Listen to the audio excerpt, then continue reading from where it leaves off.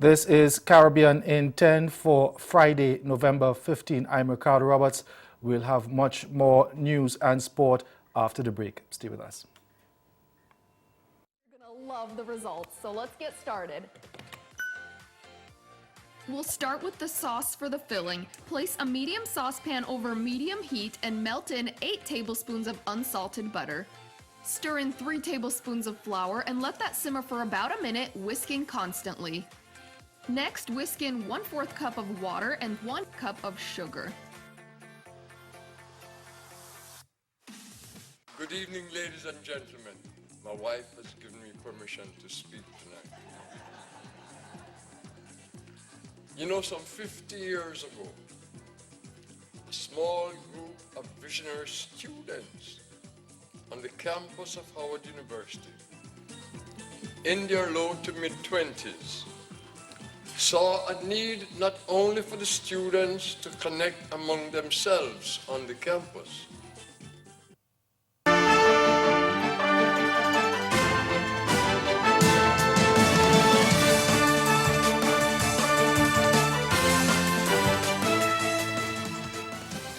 We begin in Trinidad and Tobago, where National Security Minister Stuart Young has made a formal request to the Commissioner of Police to begin a criminal investigation into the opposition's involvement with Cambridge Analytica.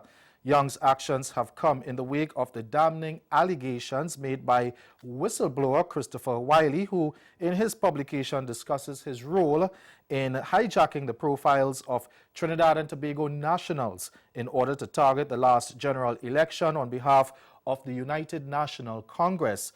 Now, while the current government insists the then government spied on citizens and attempted to influence elections, the UNC maintains it's all fairy tales. Police Commissioner Gary Griffith, in response to Young's letter, says efforts will be made to contact Wiley and seek his agreement to be interviewed. Griffith said the police are prepared to travel to the United Kingdom as early as next weekend to start the investigation. We get more in this TV6 News report. Commissioner Gary Griffith is seeking to assure the public that accusations made by Cambridge Analytica whistleblower Christopher Wiley will be addressed swiftly. According to an update via TTPS press release on Thursday morning, this is where the investigation stands currently. Wiley is the only person of interest, and officers, if the Canadian agrees, will meet with him possibly as early as this weekend to establish if a crime did take place and if others could be culpable. The Commissioner has excused himself from the investigation, and Acting Assistant Commissioner of Police Ford will be responsible for meeting persons of interest and seeking any existing supporting evidence. The chain of events, according to the TTPS, will be as follows. Firstly, efforts will be made today to contact Mr. Wiley and seek his agreement to be interviewed. Secondly, if Mr. Wiley refuses to cooperate with the TTPS, the claims then cannot be substantiated and would lack merit, forcing the matter to be closed. Thirdly, if he is willing, the officers would travel to the United Kingdom this weekend to conduct an extensive interview. Fourthly, it is only then that the TTPS would be able to ascertain if what Mr. Riley has stated and whatever evidence produced warrants an investigation in relation to possible criminal activity.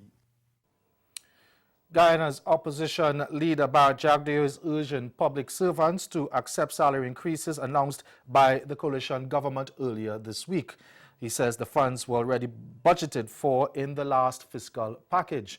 And however, Jagdeo claims that some public officials will be worse off as they will not receive a tax-free bonus. More in this HGP Nightly News.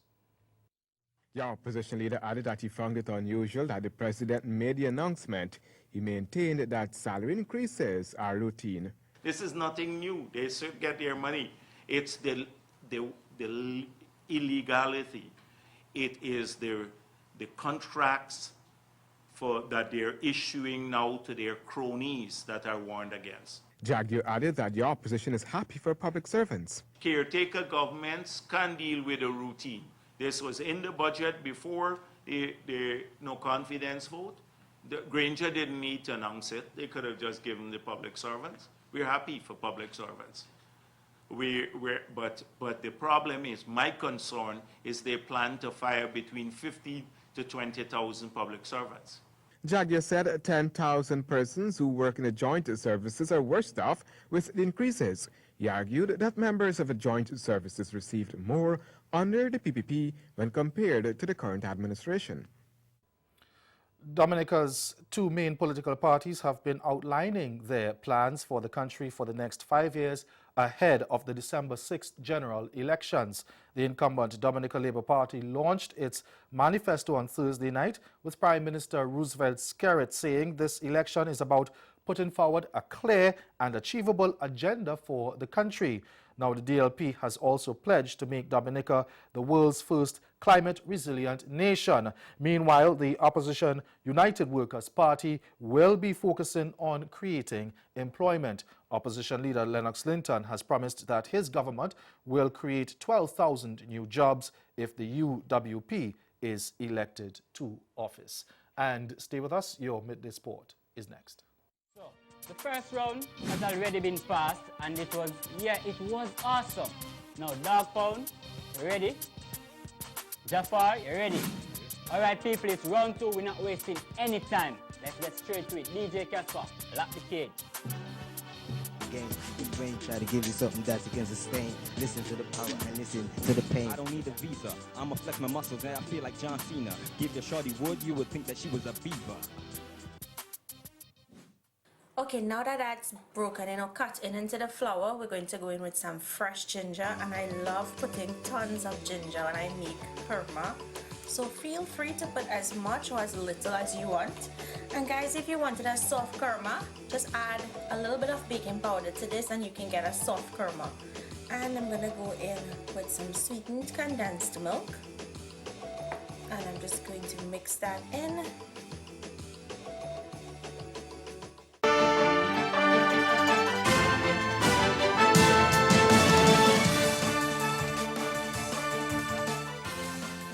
Welcome back. It's now time for sport. Jamaica's athletes are concerned that the removal of the track and field events in the IAAF Diamond League can have an impact on their earnings. The athletes' body's decision to cut the 200-meter, the 3,000 steeplechase, the discus throw, and triple jump from its lineup was done in an attempt to make its event more attractive to its television audience. TVJ's Jordan Fort tells us more.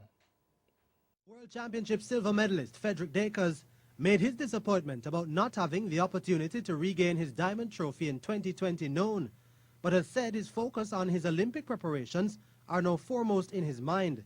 But there is one other thing that concerns him about the removal of Diamond League status for his pet event, the discus throw, and that's the ability to rake in earnings. To be honest, the Diamond League is the biggest, in terms of our sport, it's really the biggest medium other than, the World Championships and Olympics. So for us, it actually, it does impact contracts and all that.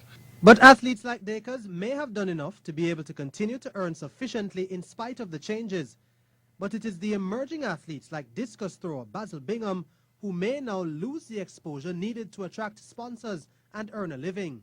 Yeah, like in terms of marketing, that platform is necessary. Because aside from wearing a shoe for a shoe company, you don't necessarily wear the full kit. And for the biggest stage on the circuit is the Diamond League, where you can actually market a particular shoe company and their kit. And that's Caribbean in 10. Join us again at 6:30 for Caribbean Newsline. Until then, good afternoon.